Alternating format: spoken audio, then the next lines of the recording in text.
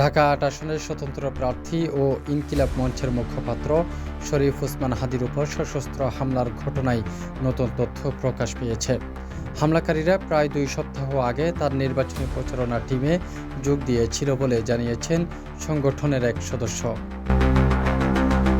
ইনকিলাব মঞ্চের সদস্য মোহাম্মদ ওসামা জানান, শুক্রবার দুপুরে বিজয়নগরে ঘটে যাওয়া হামলার সময় একটি মোটরসাইকেলে 2 জন যুবক ঘটনাস্থলে আসে।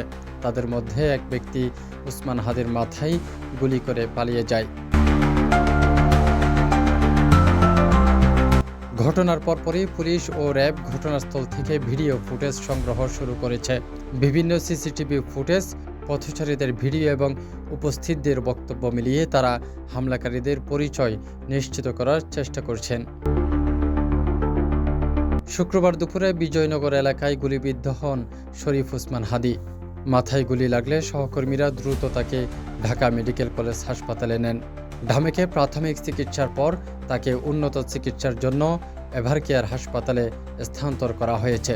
চিকিৎসকদের বরাত দিয়ে দলের সদস্যরা জানিয়েছেন, তার অবস্থা এখনও সংকটাপন্ন।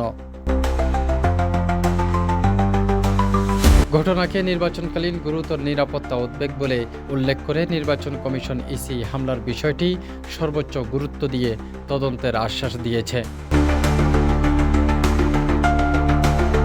অন্তর্বর্তী সরকারের প্রধান উপদেষ্টা অধ্যাপক ডক্টর মোহাম্মদ ইউনূস এক বিবৃতিতে হামলার ঘটনাকে গণতান্ত্রিক প্রক্রিয়ার উপর আঘাত বলে মন্তব্য করেছেন। তিনি হাদির দ্রুত সুস্থতা কামনা করেন এবং হামলাকারীদের শনাক্ত ও গ্রেপ্তারে কঠোর নির্দেশনা দিয়েছেন।